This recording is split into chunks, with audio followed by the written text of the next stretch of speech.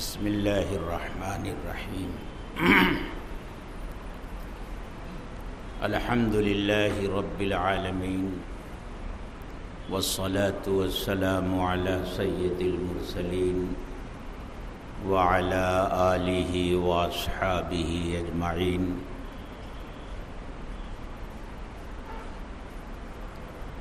اما بعد فقد قال النبی صلی اللہ علیہ وسلم یطلع اللہ الی جمیع خلقہ لیلۃ النصف من شعبان فیغفر لجمیع خلقہ الا لمشرک او مشاحن او کما قال علیہ الصلاۃ والسلام. محترم بزرگوں اور دوستوں،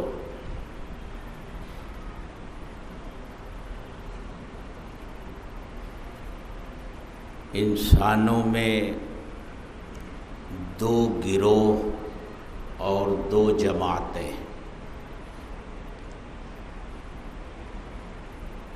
اور آپ کو سمجھانے کے لیے میں اگر یہ لفظ استعمال کروں کہ انسانوں میں دو پارٹیاں ہیں، ایک کامیاب اور ایک ناکام. اللہ تعالی نے اس پارٹی کا نام جو کامیاب ہے حزب اللہ رکھا ہے، اور فرمایا الا ان حزب اللہ هم المفلحون. یاد رکھو حزب اللہ ہی کامیاب ہونے والے لوگ ہیں. دوسری پارٹی کا نام اللہ نے اپنی کتاب میں حزب الشیطان رکھا ہے، شیطان کی پارٹی اور شیطان کا گروہ، اور اس کے بارے میں فرمایا ہم الخاسرون، یہی خسارے اور نقصان میں. تو انسانوں میں یہ دو پارٹیاں ہیں،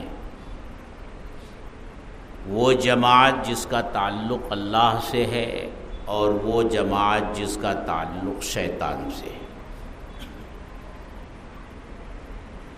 اللہ تعالیٰ کی طرف سے بھی اس کا انتظام ہے کہ اللہ کے بندے اللہ والی جماعت میں شامل رہیں، اور اس کے لیے اللہ نے یہ انتظام فرمایا کہ رسولوں کو بھیجا، نبیوں کو بھیجا، آسمانی کتابیں نازل فرمائیں، صحیح راستہ بتایا، اللہ کن کاموں سے خوش ہوتے ہیں اور کن کاموں سے ناراض ہوتے ہیں، ثواب کے کام کیا ہیں، گناہ کے کام کیا ہیں، کون کون سا کام کرو گے تو حزب اللہ میں شامل رہو گے، اور کون کون سا کام ایسا ہے کہ اگر اسے کرو گے تو حزب اللہ سے نکل کر حزب الشیطان میں شامل ہو جاؤ گے. یہ اللہ کی طرف سے کھول کھول کر بتا دیا گیا. دوسری طرف شیطان اور اس کی پوری ذریت ہے، وہ اپنی پارٹی میں اللہ کے بندوں کو شامل کرنے کے لیے ہمہ وقت ایڑی چوٹی کا زور لگائے رہتی ہے کہ بندہ حزب اللہ سے نکل کر حزب الشیطان میں داخل ہو جائے. جس طرح اللہ تعالیٰ نے ہر انسان کے ساتھ اپنے فرشتے مقرر کر رکھے ہیں، اسی طرح شیطان نے بھی ہر انسان کے ساتھ اپنے کارندے لگا رکھے ہیں. جو اسے گناہوں کی طرف مائل کرتے ہیں، گناہوں کی رغبت پیدا کرتے ہیں، طرح طرح کے وسوسے دل میں ڈالتے ہیں اور اپنی طرف کھینچ کر لانے کی کوشش کرتے ہیں۔ یہ دو راستے اللہ تعالیٰ نے رکھے ہیں، اسی کو فرمایا وَهَدَيْنَاهُ النَّجْدَيْنِ، اور ہم نے انسان کو دو راستوں کی طرف رہنمائی فرمائی ہے، ایک خیر کا راستہ ہے جو حزب اللہ کا ہے، اور ایک شر اور برائی کا راستہ ہے جو حزب الشیطان کا ہے۔ جب بندہ اللہ کی طرف آتا ہے، اس گروہ سے نکل کر ادھر آتا ہے، تو اللہ کتنے خوش ہوتے ہیں۔ حدیث میں اس کو ایک مثال سے سمجھایا گیا کہ بندہ جب گناہ کرنے کے بعد توبہ کرتا ہے تو اللہ تعالیٰ اپنے اس بندے سے کتنا خوش ہوتے ہیں۔ اللہ کے رسول صلی اللہ علیہ وسلم نے ایک مثال سے سمجھایا۔ یوں سمجھو کہ ایک شخص ہے جو صحرا میں سفر کر رہا ہے، اونٹنی پر سوار ہے، اور اسی اونٹنی پر کھانے پینے کا سارا سامان لدا ہوا ہے۔ ایک جگہ تھوڑی دیر سستانے کے لیے اور آرام کرنے کے لیے وہ رک جاتا ہے اور بیٹھ جاتا ہے، لیٹ جاتا ہے، اور اس کی آنکھ لگ جاتی ہے۔ تھوڑی دیر کے بعد جب اس کی آنکھ کھلتی ہے تو وہ یہ دیکھتا ہے کہ اونٹنی سامان کے ساتھ غائب ہے۔ اب اس اونٹنی کی تلاش میں نکلتا ہے، دور دور تک نظر دوڑاتا ہے، بھاگ دوڑ کرتا ہے، تلاش کرتا ہے، لیکن اس اونٹنی کا نام و نشان نہیں ملتا اسے۔ لق و دق صحرا ہے، کھانے پینے کا کوئی انتظام نہیں، جو کچھ تھا وہ سب اونٹنی کے ساتھ غائب ہے۔ اب یہاں نہ اسے کھانا ملے گا نہ اسے پانی ملے گا، اور نتیجہ یہ ہوگا کہ اس صحرا میں تڑپ تڑپ کر بھوک اور پیاس کی وجہ سے وہ دم توڑ دے گا۔ اونٹنی کو تلاش کرنے سے جب وہ مایوس ہو جاتا ہے تو ایک جگہ آ کر بیٹھ جاتا ہے، اور پھر اتفاق کی اس کی آنکھ لگ جاتی ہے۔ پھر جب آنکھ کھلتی ہے تو کیا دیکھتا ہے کہ اونٹنی سامنے موجود ہے۔ وہ دوڑ کر اس کے پاس پہنچتا ہے اور یہ معلوم کرنے کی کوشش کرتا ہے کہ کھانے پینے کا جو سامان اس پر لدا ہوا تھا وہ محفوظ ہے یا نہیں ہے۔ جب دیکھتا ہے تو سب اپنی جگہ پر محفوظ ہے۔ بہت خوش ہوتا ہے، بہت خوش ہوتا ہے، اتنا خوش ہوتا ہے کہ اس کی زبان اس کے قابو میں نہیں، اس کا دماغ اس کے قابو میں نہیں ہے۔ اس خوشی کے موقع پر وہ اللہ کا شکر ادا کرنا چاہتا ہے، لیکن کہنا کچھ چاہ رہا ہے اور زبان سے کچھ نکل رہا ہے۔ وہ کہنا تو یہ چاہ رہا ہے کہ اے اللہ تو میرا رب ہے اور میں تیرا بندہ ہوں، اللہم انت ربی وانا عبدک، اے اللہ تو میرا رب ہے میں تیرا بندہ ہوں، لیکن زبان سے بجائے یہ نکلنے کے کہ تو میرا رب ہے میں تیرا بندہ ہوں، یہ نکل رہا ہے اللہم انت عبدی وانا ربک، اے اللہ تو میرا بندہ ہے اور میں تیرا رب ہوں۔ اللہ کے رسول صلی اللہ علیہ وسلم نے ارشاد فرمایا، کچھ اندازہ ہے تمہیں کہ اس کو کتنی خوشی ہو رہی ہے؟ اتنی خوشی کہ بے قابو ہوا جا رہا ہے، کیا کہہ رہا ہے خوشی میں، اس کا بھی اسے ادراک اور احساس نہیں ہو پا رہا ہے۔ پھر آپ نے ارشاد فرمایا کوئی بندہ گناہ کرنے کے بعد جب توبہ کرتا ہے تو اللہ تعالی اپنے اس بندے سے اتنے خوش ہوتے ہیں کہ جتنا خوش یہ اپنی اونٹنی کے ملنے سے ہوا ہے، اس سے زیادہ خوش اللہ تعالیٰ اپنے اس گنہگار بندے سے ہوتے ہیں جو گناہ کرنے کے بعد توبہ کرتا ہے۔ وہ ادھر آ گیا، ادھر سے ادھر آ گیا۔ اور جب جب ایسا ہوتا ہے، بندہ بار بار پارٹی بدلتا ہے، لیکن جب بھی واپس آتا ہے اللہ تعالیٰ کی رحمت اسے اپنے دامن میں لیتی ہے۔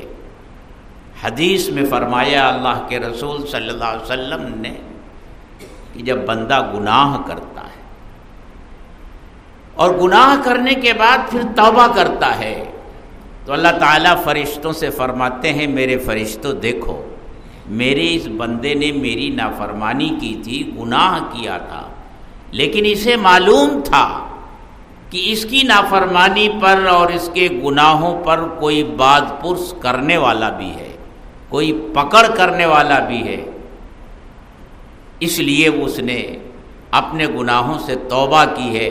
میرے فرشتوں گواہ رہو کہ میں نے اسے معاف کر دیا۔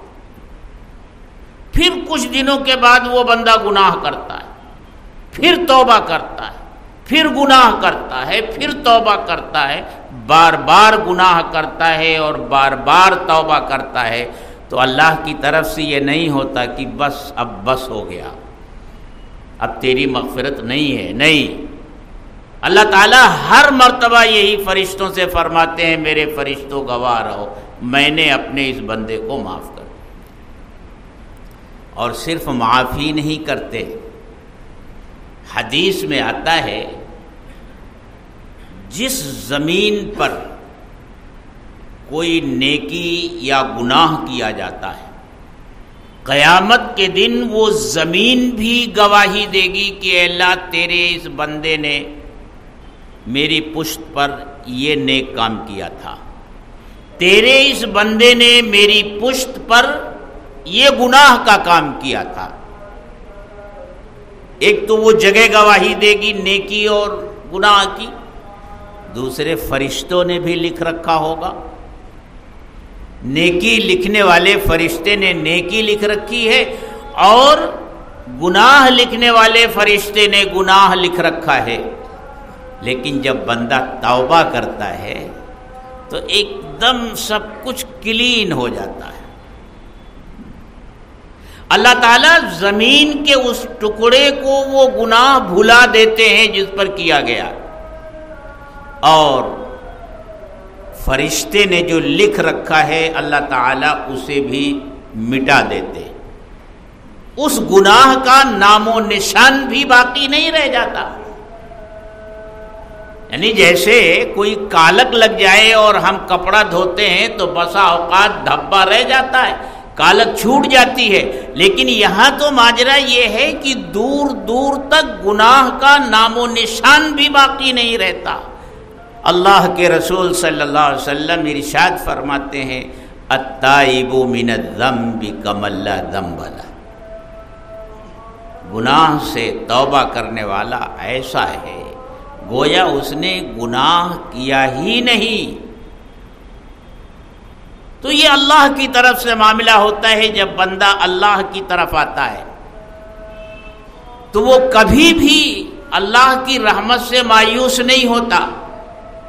حدیث میں آتا ہے کہ اللہ فرماتے ہیں کہ بندہ میری طرف ایک بالشت چل کر آتا ہے تو میں اس کی طرف ایک ہاتھ چل کر آتا ہوں، ایک ذرا، اور بندہ میرے پاس ایک ذرا آگے بڑھتا ہے تو میں ایک با اس کی طرف آگے بڑھتا ہوں۔ بندہ میری طرف چل کر آتا ہے تو میری رحمت اس کی طرف دوڑ کر آتی ہے۔ بندہ تھوڑی سی توجہ کرتا ہے اور اللہ کی رحمت پوری طرح بندے کی طرف متوجہ ہو جاتی ہے. تو اس طرف تو یہ انتظام ہے. نبیوں کو بھیجا، رسولوں کو بھیجا، آسمانی کتابیں نازل فرمائیں، یعنی ہدایت کے تمام سامان اللہ تعالیٰ نے مہیا کر دیے.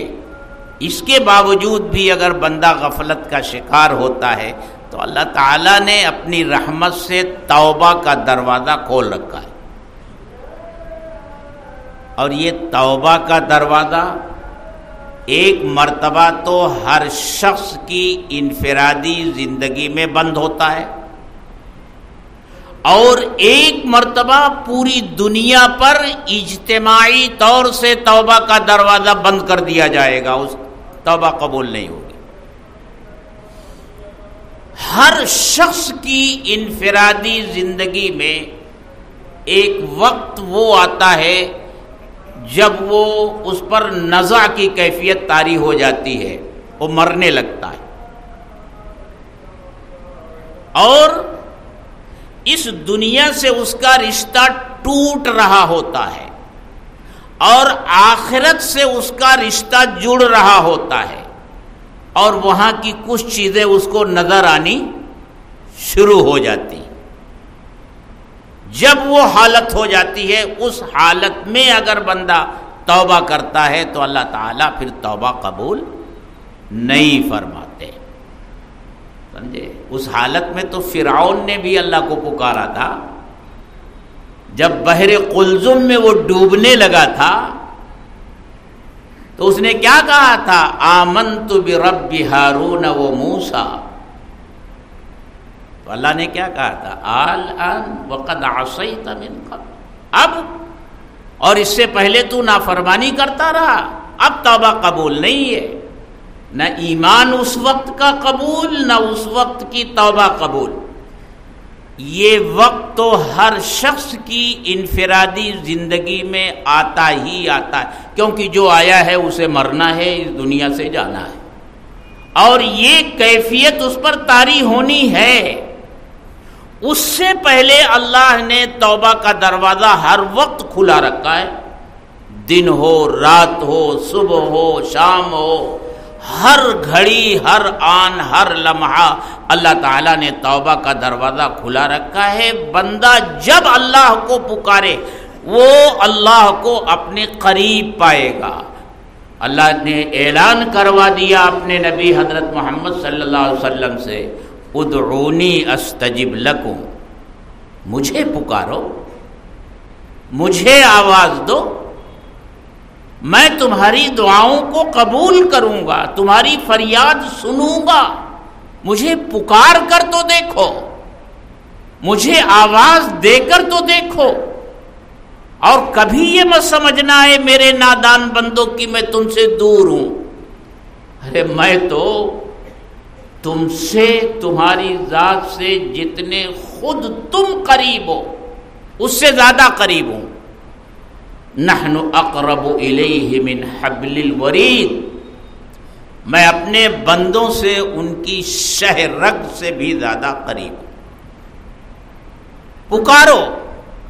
فرمایا ادعوا ربکم تضرعا وخفیہ، اپنے اللہ کو گڑ گڑا کر بھی پکارو، اور آہستہ آہستہ چپکے چپکے بھی اپنے پروردگار کو پکارو.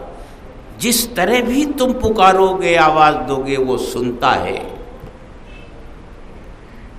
اتنا پر امید بنایا ہے اللہ نے اپنے بندوں کو، مایوسی سے بچایا ہے کہ خبردار کبھی اللہ کی رحمت سے مایوس نہ ہونا. اللہ کی رحمت سے وہی مایوس ہوتے ہیں جو گمراہ ہیں. اللہ کی رحمت سے مایوس مت ہونا. تو یہ تو اللہ کا معاملہ اپنے بندوں کے ساتھ ہے کہ جب اللہ کی طرف بندہ آتا ہے تو اللہ کی رحمت اپنا آغوش پھیلائے ہوئے ہمہ وقت اس کو اپنی آغوش میں لینے کے لیے تیار رہتی ہے. اور بہت پیار و محبت فرماتے ہیں اللہ تعالیٰ اپنے ایسے بندوں سے.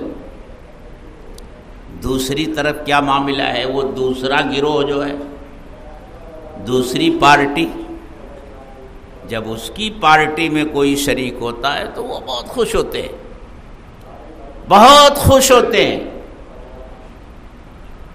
حدیث میں آتا ہے کہ اللہ تبارک و تعالی ہر رات میں پچھلے پہر، رات کے پچھلے پہر، اور یہ ہر رات میں ہوتا ہے، کوئی مخصوص رات نہیں ہے، ہر رات کے پچھلے پہر اللہ کی خصوصی رحمت اپنے بندوں کی طرف متوجہ ہوتی ہے اور اعلان ہوتا رہتا ہے، مانگو مجھ سے، آؤ آؤ تنہائی میں آؤ، آؤ مجھ سے سرگوشیاں کرو، بیمار ہو شفا مانگو میں دوں گا، روزی تنگ ہو گئی ہے کشادگی چاہتے ہو آؤ مانگو میں تمہیں عطا کروں گا، کسی مصیبت میں گرفتار ہو گئے ہو آؤ مانگو میں تمہیں اس مصیبت سے چھٹکارا دلاؤں گا۔ ہر رات یہ ہوتا ہے۔ یہ جو دوسری پارٹی کا سرغنہ ہے نا، یہ بھی اس کی نقل کرتا ہے۔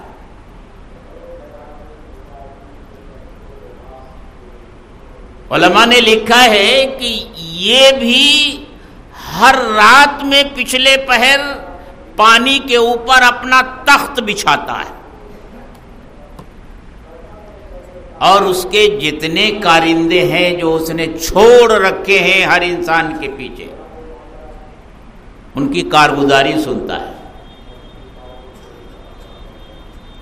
اب وہ بڑے بڑے چیلے آتے ہیں اور اپنی اپنی کارگزاری سناتے ہیں، آج میں نے یہ کیا، آج میں نے یہ کیا، آج میں نے یہ کیا، خوش ہوتا ہے، شاباشی دیتا ہے۔ علماء نے لکھا کہ ایک مرتبہ اسی طرح کی وہ کارگزاری لے رہا تھا، بڑے بڑے گناہ کروانے والے، قتل و خونریزی کروانے والے آئے، اپنی کارگزاری پیش کی، شاباشی دیتا رہا۔ ایک شیطان آیا اور اس نے کہا کہ حضور میں کام کے لیے نکلا تھا لیکن کام ہی نہیں مل رہا تھا، جب کوئی کام نہیں ملا تو میں نے کہا کچھ نہ کچھ تو کارگزاری پیش کرنی ہی ہوگی، تو میں نے میاں بیوی میں جھگڑا کرا دیا۔ بس یہ سننا تھا کہ شیطان کھڑا ہو گیا اور ناچنے لگا، تو نے بڑا کام کیا۔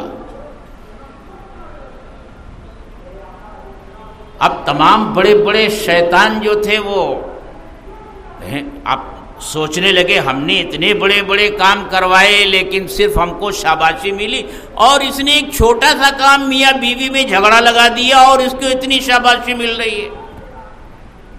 شیطان نے کہا یہی ساری برائیوں کی جڑ اور بنیاد ہے۔ میاں بیوی میں جھگڑے کو صرف میاں بیوی کے درمیان جھگڑا مت سمجھو، یہ جھگڑا صرف میاں بیوی کے درمیان جھگڑا نہیں ہے، بلکہ یہ دونوں طرف پھیلے گا۔ شوہر کے خاندان اور بیوی کے خاندان میں جھگڑا پیدا ہوگا، ان دونوں کی جو اولاد ہے اس جھگڑے کی وجہ سے ان میں جھگڑا پیدا ہوگا، اور تمام معاشرتی نظام درہم برہم ہو جائے گا۔ اس جھگڑے میں کتنی حق تلفیاں ہوں گی، کتنے گناہ ہوں گے، تم اس کا تصور بھی نہیں کر سکتے۔ تمہاری نظر وہاں تک نہیں ہے جہاں تک میری نظر ہے، تو وہ بھی خوش ہوتا ہے۔ ایک بہت بڑے محدث گزرے ہیں، انہوں نے ایک کتاب لکھی ہے، اس کتاب میں انہوں نے یہ ذکر کیا ہے کہ جب کوئی بندہ گناہ میں لگا رہتا ہے، گناہ کرتا رہتا ہے، اور پھر وہ نیکیوں کی طرف آتا ہے اور گناہ کو چھوڑ دیتا ہے، تو پوری شیطانی پارٹی میں کھلبلی مچ جاتی ہے۔ ارے یہ تو پالا بدل رہا ہے۔ کیسے ہوتا ہے آج کل؟ ایک لیڈر ایک سیاسی پارٹی سے نکل کر جب دوسری سیاسی پارٹی میں جاتا ہے تو کس طرح کا ماحول بنتا ہے؟ جو جتنا بڑا ہوتا ہے لیڈر اتنا بڑا ہنگامہ ہوتا ہے، اور اس کو اس پارٹی سے توڑ کر اس پارٹی میں لانے کے لیے کیا کیا جتن کیے جاتے ہیں وہ تو آپ پڑھتے ہی رہتے ہیں اخبارات میں اور میڈیا میں۔ اسی طرح جب کوئی بندہ گناہوں کے راستے کو چھوڑ کر نیکیوں کے راستے پر قدم بڑھاتا ہے تو گویا وہ حزب الشیطان سے اپنا رشتہ کاٹ کر حزب اللہ میں داخل ہونے کی کوشش کر رہا ہے۔ پورے شیطانی قبیلے میں ہڑبونگ مچ جاتی ہے، چھوٹے بڑے چیلے جمع ہو کر کے لیڈر کے پاس پہنچتے ہیں، ابلیس کے پاس، کہ حضرت یہ تو بہت گڑبڑ ہو رہا ہے، وہ ہمارا آدمی دوسری طرف جا رہا ہے۔ تو وہ کہتا دیکھو ابھی جلد بازی میں فیصلہ مت کرو، تم یہ دیکھو کہ اس کی کمائی کیسی ہے اور کھانا پینا کیسا ہے۔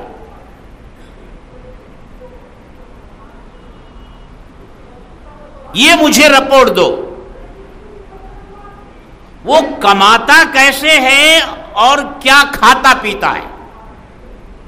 جب اسے یہ رپورٹ ملتی ہے کہ حضور سب کچھ ہو گیا ہے، نمازیں پڑھنے لگا، روزہ رکھنے لگا، زکوٰۃ دینے لگا اور تسبیحات کی پابندی کرنے لگا، تلاوت کرنے لگا، لیکن حضور جو حرام کمانے کا اس کا طریقہ تھا ابھی وہی ہے، کمائی ابھی بھی حرام ہی ہے، اور اسی حرام کمائی سے وہ کھاتا ہے اور خود اپنے گھر والوں کو کھلاتا ہے۔ تو شیطان کہتا ہے فکر کرنے کی ضرورت نہیں، دیر سویر وہ واپس آئے گا، گھبراؤ نہیں۔ یہ حرام کمائی اور حرام کھانا یہ اسے ادھر رہنے نہیں دے گا، یہ دیر سویر واپس پلٹ کر ہماری ہی پارٹی میں آتا ہے، ابھی اس سے مایوس ہونے کی ضرورت نہیں۔ اور جب یہ رپورٹ دی جاتی ہے کہ حضرت وہاں تو پوری طرح سے تبدیلی آ گئی ہے، اب وہ سودی کاروبار نہیں کرتا، رشوت نہیں لیتا، تجارت میں دھوکے نہیں دیتا، وہ کوشش کرتا ہے حلال کمانے کی اور حلال کھانے کی۔ تو شیطان کہتا ہے بس گیا وہ، یعنی ہمارے یہاں سے وہ گیا۔ تو میرے دوستو یہ دو سلسلے ہیں جو اس دنیا میں چل رہے ہیں۔ شیطان اپنی کوشش میں لگا ہوا ہے اور اللہ نے اپنے بندوں کے لیے دروازے کھول رکھے کہ میری رحمت سے مایوس مت ہونا۔ یوں تو ہر وقت اللہ کی طرف سے رحمت اور مغفرت کے دروازے کھلے ہوئے ہیں۔ اللہ کے ہاں کوئی ایسا وقت نہیں ہے جب اللہ آرام فرماتے ہوں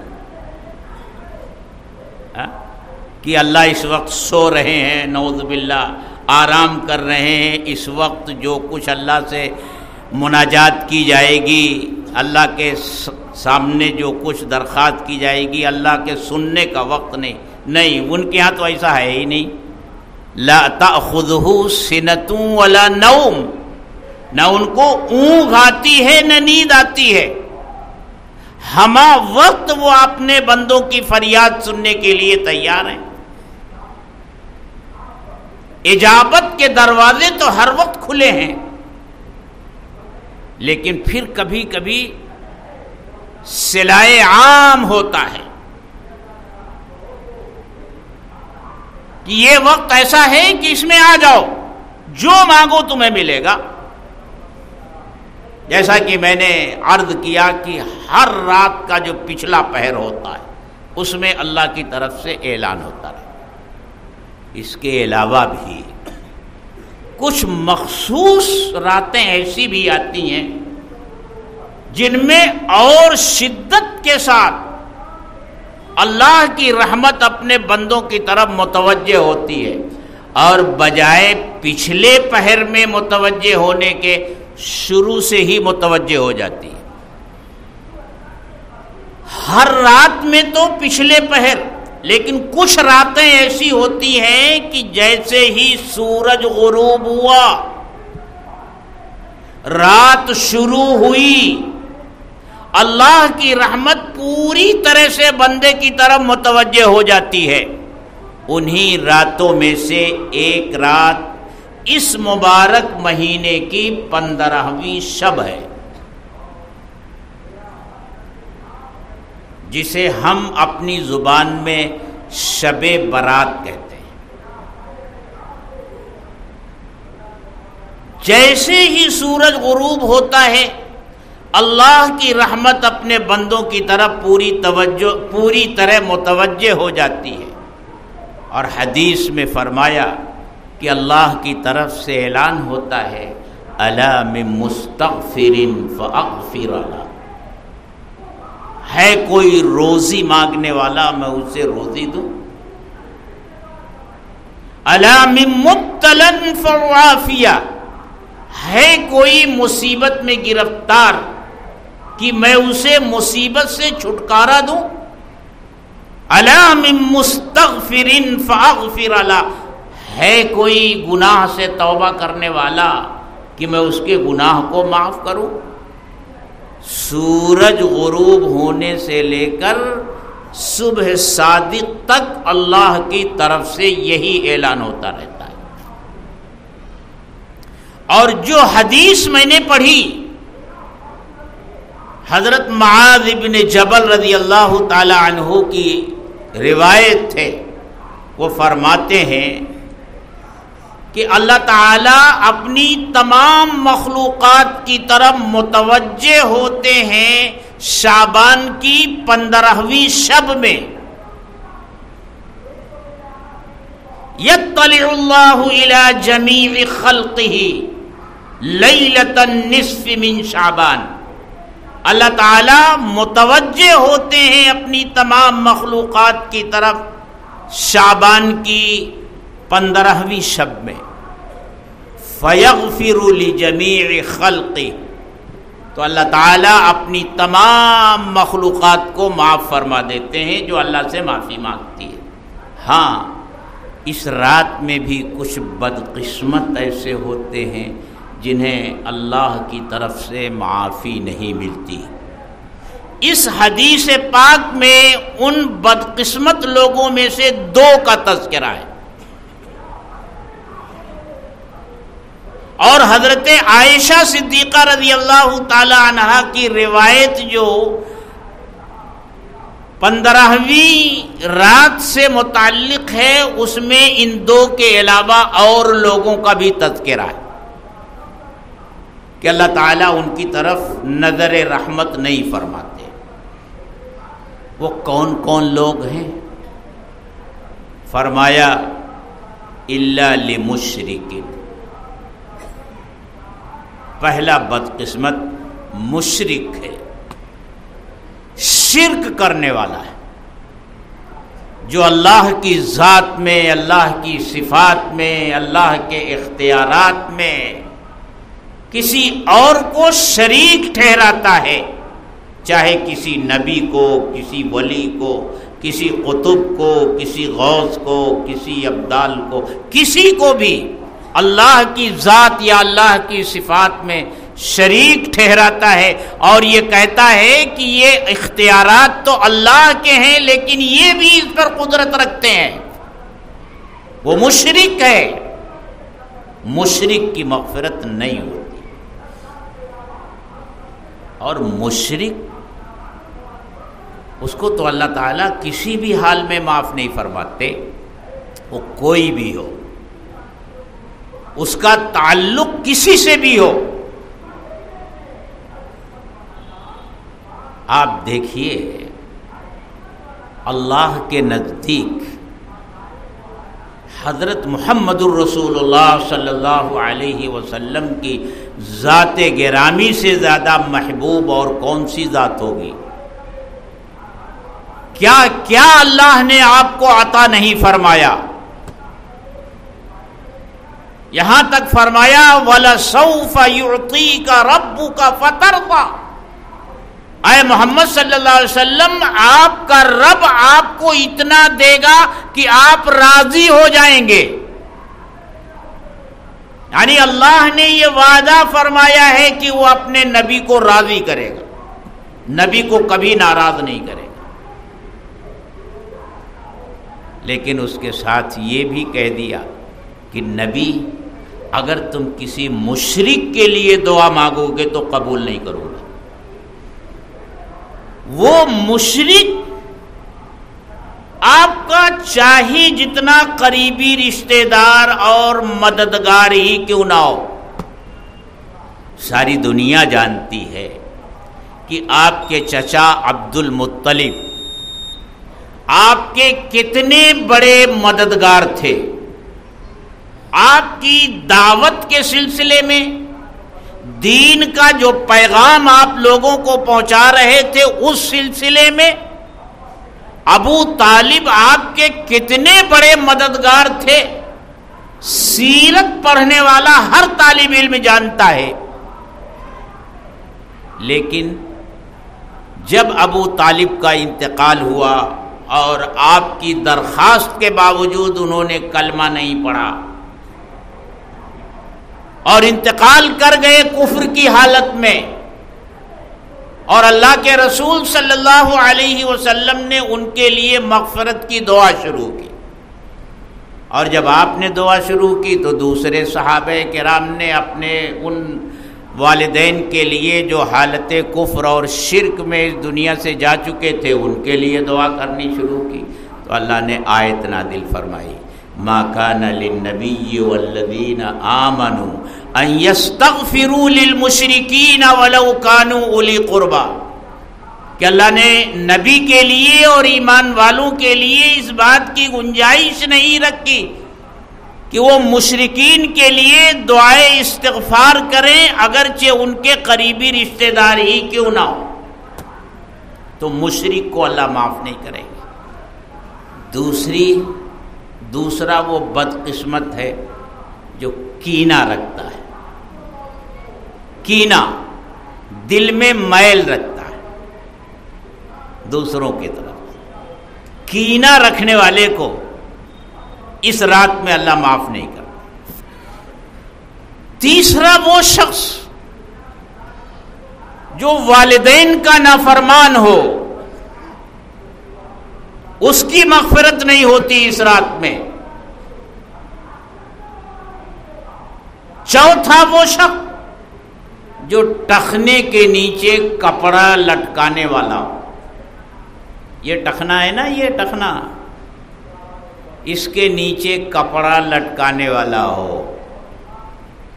اب کپڑے میں کوئی نہیں، یہ بات نہیں ہے کہ پاجامہ ہو یا پینٹ ہو تبھی نہیں، جو بھی کپڑا اوپر پہن رکھا ہے اگر وہ ٹخنے کے نیچے جا رہا ہے تو وہ مسبل ازار ہے، کپڑا ٹخنے کے نیچے لٹکانے والا ہے۔ اس مبارک رات میں اللہ تعالیٰ اس کی بھی مغفرت نہیں فرماتے۔ ہمارے یہاں ایک فیشن چل نکلا ہے، بھئی ایک کرتا ہم یہ ہندوستانی لوگ پہنتے ہیں اور ایک کرتا جو ہے وہ عرب لوگ پہنتے ہیں، جس کو ہمارے ہاں جبہ کہا جاتا ہے۔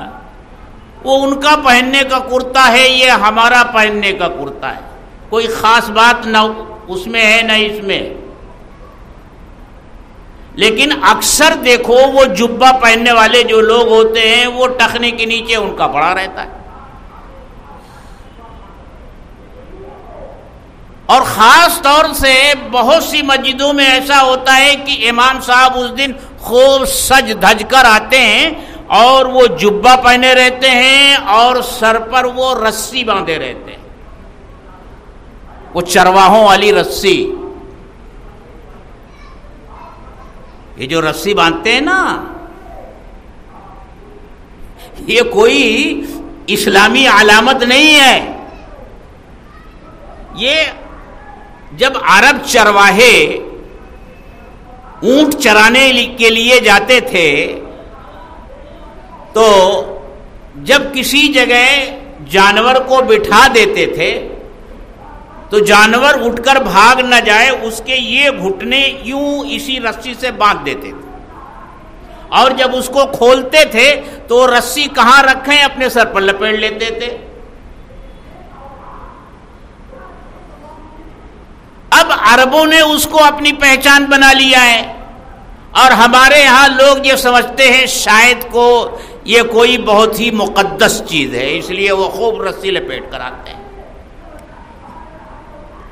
اور جبہ جو پہنیں گے وہ ٹخنے کے نیچے. میرے دوستو، جبہ ہو، لنگی ہو، کرتا ہو، پاجامہ ہو، پینٹ ہو، ٹخنے کے نیچے اگر ہے تو یہ حرام ہے. اور یہ صرف نماز ہی کی حالت میں حرام نہیں ہے کہ آپ نماز کے لیے آئے اور جلدی جلدی پائچہ چڑھا لیا بس. جس طرح نماز کی حالت میں یہ جائز نہیں ہے، باہر بھی یہ جائز نہیں ہے. اور یہ ایسا گناہ ہے کہ اگر آپ سوچیں تو آدمی اس گناہ میں ہمہ وقت مبتلا رہتا ہے. بھئی ایک گناہ ایسا ہوتا ہے، بہت بڑا گناہ ہوتا ہے، لیکن آدمی نے گناہ کیا اور وہ کام ختم ہوا، گناہ کرنے سے نکل گیا لیکن گناہ اس کے ذمے آ گیا. میں ایک مثال دوں کہ اگر کوئی شراب پیتا ہے، اس نے شراب پیا، بڑا گناہ کیا، لیکن شراب پینے کے بعد جب نشہ اتر گیا تو اب وہ گناہ کے کام میں نہیں ہے، گناہ آ گیا اس کے ذمے، لیکن وہ گناہ سے اس وقت نکلا ہوا ہے. اور ایک گناہ وہ ہوتا ہے کہ آدمی مسلسل اسی گناہ میں لگا ہوا ہے. تو یہ ٹخنے کے نیچے جو کپڑا لٹکانے والا گناہ ہے، یہ تو ہر وقت لگا ہوا ہے نا. کپڑا پہن کر آپ گھر سے نکلے، جب تک پہنے ہوئے ہیں ٹخنے کے نیچے ہے، گناہ کی حالت میں ہے. اسی طرح یہ داڑھی ہے. اللہ کے رسول صلی اللہ علیہ وسلم نے کیا فرمایا تھا؟ اللہ نے مجھے یہ حکم دیا ہے کہ میں داڑھی بڑھاؤں اور مونچھیں پست کراؤں. اب ایک آدمی داڑھی نہیں رکھتا تو داڑھی نہ رکھنے کا جو گناہ ہے، وہ ایک طرف نماز پڑھ رہا ہے، نماز عبادت میں ہے اور ساتھ ساتھ گناہ میں بھی ہے. روزہ رکھے ہوئے ہیں، روزے کی عبادت میں بھی ہے اور گناہ میں بھی ہے. یعنی عبادت اور گناہ کا کام ساتھ ساتھ چل رہا ہے. اور یہ ہمارا عجیب حال ہو گیا ہے. ہم دم تو بھرتے ہیں محبت کا مدنی آقا حضرت محمد الرسول اللہ صلی اللہ علیہ وسلم کے ساتھ، لیکن آپ یہ کہتے ہیں کہ ٹخنا کھلا رکھو، وہ نہیں ہو پاتا. لیکن انگریز جب یہ کہتا ہے گھٹنا کھول دو تو یہاں تک کا چڈا پہن کر بازار میں نکل جاتے ہیں. انگریز کہتا ہے گھٹنا کھولو تو گھٹنا کھول کر چڈا پہن لیتے ہیں. اور مدنی آقا حضرت محمد الرسول اللہ صلی اللہ علیہ وسلم فرماتے ہیں کہ ٹخنا کھول دو، وہ نہیں ہو پاتا، بہت مشکل ہو رہا ہے. اور پھر جانے کے بعد کہیں گے ارے یہ تو مولانا لوگ ایسی ایسی باتیں کرتے رہتے ہیں، بھلا اس میں کیا ہوتا ہے کہ ٹخنا ڈھکا ہوا ہے یا چھپا ہوا ہے۔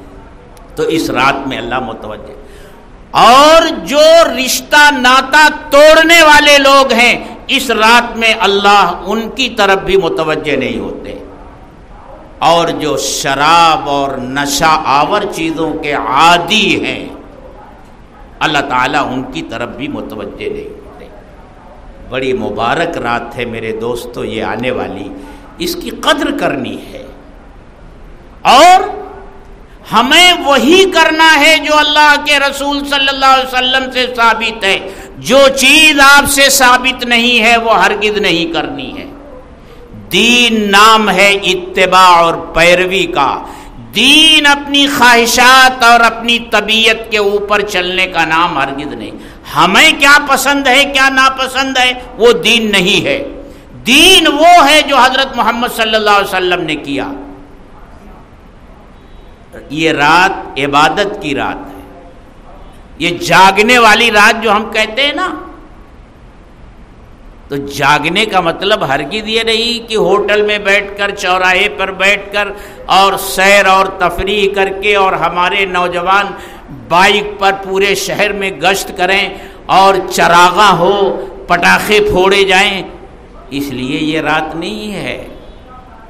یہ تو شیطانی کام ہیں جو شیطان نے اللہ کی رحمت سے دور کرنے کے لیے اپنے جال بچھائے کہ ادھر مت جاؤ، وہاں جاؤ گے تو اس پارٹی میں شامل ہو جاؤ گے، ادھر آؤ یہ میری پارٹی نے انتظام کیا ہے، خوب سیر و تفریح کرو۔ ہوتا وہی ہے۔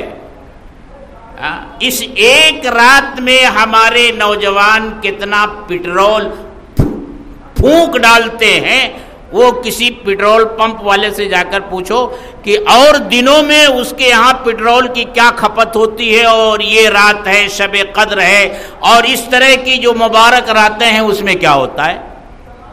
یہ سب کچھ ہو رہا ہے میرے دوست۔ تو عبادت کرنا ہے، اور ایک بات یاد رکھیے، عبادت بھی جب تک نشاط ہو، دل لگے، اس وقت تک عبادت کیجیے۔ دل نہ لگتا ہو، بے دلی کے ساتھ کوئی عبادت مت کیجیے، خام خواہ مت اپنے آپ کو پریشان کیجیے۔ جب تک دل لگے عبادت کیجیے، جا کر سو جائیے، پھر رات کے پچھلے پہر اٹھیے، تہجد پڑھیے اور فجر کی نماز باجماعت پڑھیے۔ یہ رات کا جاگنا، یہ رات عبادت کے لیے، صرف جاگنے کے لیے نہیں۔ اور دن کا جو روزہ ہے اس کی بھی کوئی خاص اہمیت نہیں ہے۔ ہمارے فقہا نے مستحب روزوں کی جو لسٹ تیار کی ہے، ہمارے علماء فرماتے ہیں ان مستحب روزوں میں 15ویں تاریخ کا روزہ نہیں ہے۔ اگر رکھیں گے تو جائز ہے، نہیں رکھیں گے تو کوئی بات نہیں، سمجھے؟ اپنی طرف سے کوئی چیز مت بڑھائیے۔ اس رات میں کوئی مخصوص عبادت بھی نہیں ہے کہ اتنی رکعتیں پڑھو، اس رکعت میں یہ سورت پڑھو، اس رکعت میں یہ سورت پڑھو، اس رکعت میں یہ سورت پڑھو۔ یہ سب بیکار کی چیزیں ہیں، اس کا کوئی ثبوت نہیں ہے۔ تلاوت کرو، ذکر کرو، نفل پڑھو، کوئی مخصوص عبادت نہیں ہے۔ اللہ کے رسول صلی اللہ علیہ وسلم سے ایک مرتبہ قبرستان جانا ثابت ہے، کبھی چلے گئے کبھی نہیں گئے، کیونکہ دین نام ہے اتباع کا۔ جو کام جس طرح اللہ کے رسول صلی اللہ علیہ وسلم نے کیا ہے اس کو اسی طرح کیا جائے، جس کا اہتمام کیا ہے اس کا اہتمام کیا جائے، اور جس کام کا آپ نے اہتمام نہیں فرمایا اس کے اہتمام کرنے کی ضرورت نہیں ہے۔ ان باتوں کا خیال رکھنا میرے دوستو ضروری ہے۔ اللہ تعالی ہم سب کو عمل کی توفیق بخشے۔ اور اس کے ساتھ ایک اعلان یہ سن لیجئے کہ ہر سال آپ کے اس مدرسے کا سالانہ اجلاس ہوتا ہے، جس میں فارغ ہونے والے حفاظ کو کے سروں پر پگڑی باندھی جاتی ہے. اس سال یہ جلسہ 16 مارچ کو ہونا طے پایا ہے. یہ جمعرات کا دن ہوگا. عموماً ہمارا جلسہ جمعہ کو ہوا کرتا تھا، لیکن اس سال کسی وجہ سے بجائے جمعہ کے وہ جمعرات کو ہو رہا ہے. اس کو آپ حضرات یاد کر لیجئے. 16 مارچ شب میں، شام میں، مغرب بعد سے یہ شروع ہو جائے گا. ایک تو یہ پروگرام ہے. دوسرا پروگرام ایک اور ہے. 14 مارچ کو 10 بجے دن میں جو بچے حافظ قرآن ہوئے ہیں وہ قرآن کریم کا حفظ پورا کریں گے، آخری سبق پڑھیں گے. اور وہ سبق پڑھانے کے لیے حضرت مولانا منیر احمد صاحب دامت برکاتہم العالیہ تشریف لائیں گے. 14 مارچ کو صبح 10 بجے. یہ ظہر سے پہلے پہلے یہ ختم ہو جائے گا، اور 16 کو یہ اپنا سالانہ جلسہ ہونا ہے. یہ کیا ہے بھائی؟ دیکھیے، یہ بھی ایک جلسہ ہے. یہ مدرسہ ارقم کھاڑی پار میں، اور تاریخ کیا ہے بھائی اس کی؟